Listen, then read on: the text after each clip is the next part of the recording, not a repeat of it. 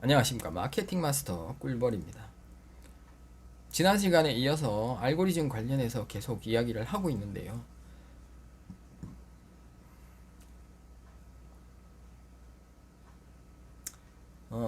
카페 유료 강의에 대해서 가장 적절하게 여러분들 쓸 수 있는 방법은 다 합치면은 거의 제가 볼 때는 한 200강 넘게 되는데요. 그 정도만 한 번만 들어도, 하지만 그거를 한 두 번, 세 번, 네 번, 다섯 번 듣게 되면 여러분들 거의 뭐, 왜냐하면은 저는 그렇게 생각하거든요. 누구든 어떤 패턴이 있는데 과거에 어떻게 쭉 해왔던 이런 패턴들 속에서 현재까지 왔는데, 그 현재에서 과거를 보고 그러면 이 화살표 방향이 그려진다. 그냥 단순하게 테크닉 위주의 포스팅 몇 개, 뭐든 몇 개를 해야 되고 어떻게 해야 되고 어떻게 해야 되고가 아니고, 전체적인 본질을 이해하고 이것이 블로그라는 것이 왜 생겼느냐, 앞으로 우리가 필요한 거냐가 맞잖아요. 여러분들, 이게 앞으로 필요 없다면 지진이 나더라도 절대 데이터는 안전하다라고 이야기를 하고 있습니다. 여러분들 다른 그 2014년도만 하더라도 네이버 그 이러한 사이트 장악률이 70% 가까이 됐었고, 다음이 27% 정도인가 그 정도 됐었고요. 그리고 2016년도인가 그때 돼가지고 구글이 37%인가 점유율을 가지게 됩니다. 2016년도. 그러면서 지금은 그런 위기의식을 느끼면서 굉장히 네이버 포털 사이트 측도 뭔가 변화를 시도하고 사회와 대중들과 함께 갈 수 있는 그러한 방향을 계속 찾고, 그래서 저는 참 다행이라고 생각을 하고 있습니다. 결국에는 마지막 가는 곳은 그죠? 보이죠, 여러분들? 미래가 보입니다. 왜냐하면 여기서 시작한 화살이, 선이 이렇게 한 방향으로 이렇게 갔기 때문에 현재의 그 선이 연결이 되고 또 앞으로 갈 방향이 연결이 되는 것입니다. 그러면 우리가 지금 쓰는 잡기와 테크닉들은 모두 무용지물이 될 수 있다. 여러분들 그 앞전에도 제가 한번 언급한 적이 있는데요. 딥러닝 기반으로 한 이미지 애너테이션 기법을 활용을 하여서 이미지나 이런 것들을 시각적으로 구조적으로 세기너를 추출을 해서 데이터화 시켜서 6억만 건의 60억 정도 되는 그런 사진들을 세기너를 추출해서 데이터를 지금 만들고, 그 과정 속에서 나온 것이 그 네이버 쇼핑 쪽에서 사용하고 있는 그런 기술들입니다. 사진을 찍으면 사진의 어떤 형태, 그리고 문서의 내용들을 토탈해서 이것을 점이나 어떤 형태로 해서 데이터를 보유하게 되는 거죠. 사과가 있다라고 하면 이것을 하나의 데이터를 만들어서 어떤 구조적으로 시각적으로 이거를 표식을 해 놓은 것입니다. 단순하게 여러분들 메타 값만 지우고 액자만 씌우고 채도, 명도, 밝기만 조절하면, 그런데 제가 볼 때는 구글이 그 기술은 지금 굉장히 뛰어난다고 보고 있거든요. 구글 같은 경우에는 사진을 이렇게 막 색깔을 바꾸고 뭐 다 해도 떠더라고요. 어떤 그런 방향으로 결국엔 간다. 진짜예요. 사진이 오리고 뭐 앞만 입혀도 액자까지 씌워도 거의 비슷하게 찾아내더라고요. 구글 같은 경우에. 장기적으로 봤을 때는 우리는 이러한 알고리즘에 대해서 공부하는 이유는 여러분들 미래를 예측할 수 있다. 여러분들이 지금 이때까지 배운 방식에 그러한 블로그 강의들은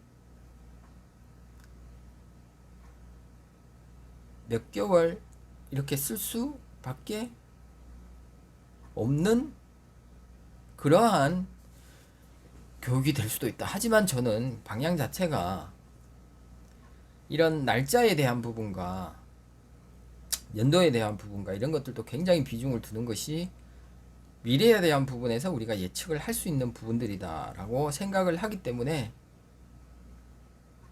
의미가 있다고 보고 제가 반복적으로 사용을 하고 있습니다. 그냥 어설프게 그래 이제 알겠어 뭐 왜 정보성, 체험성,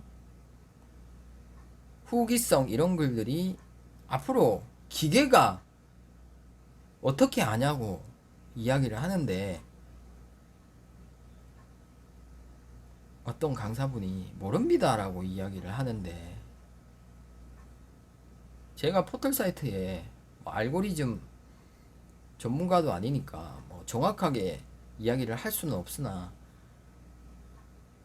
구글이 이 사진을 판독을 하는 시스템 자체가 결국엔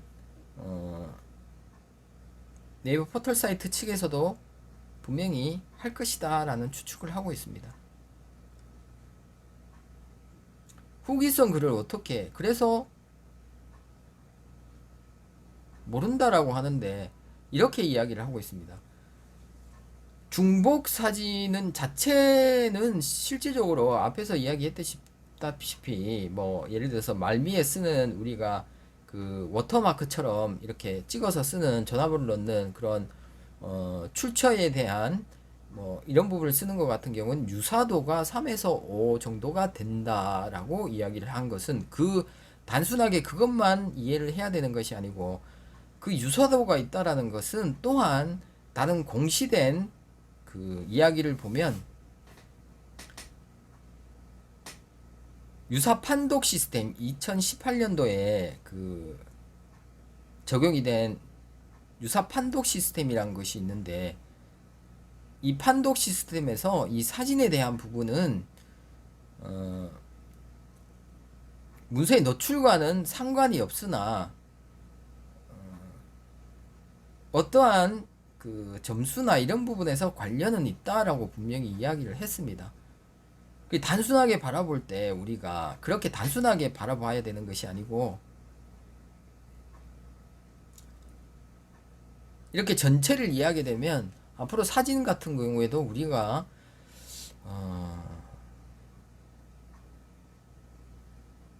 조금 스피드하게 효율적으로 제가 늘 강조하는 효율성 있는 스피드한 이런 방향으로 우리가 가야 되지 않겠나. 사진도 빨리빨리 찍고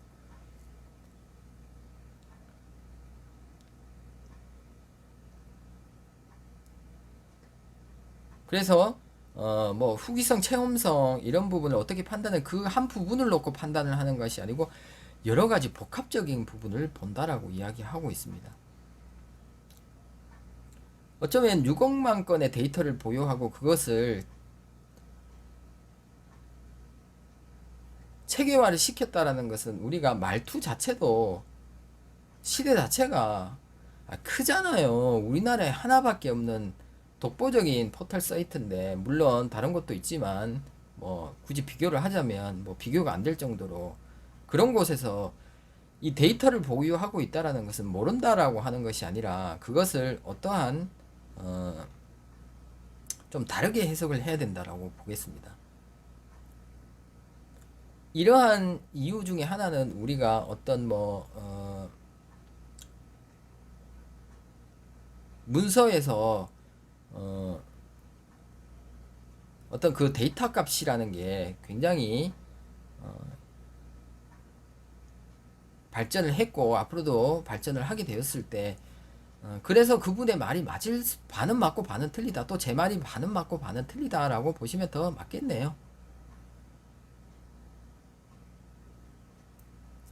그래서 여러분들은 이러한 알고리즘에 대한 부분에서 제가 조금 시간을 길게 갖는 것 이런 것들은 여러분들 제가 또 다 계획이 있구나 라는 그렇게 받아들이시면 될 것 같습니다. 이번 강의는 여기까지 하겠습니다.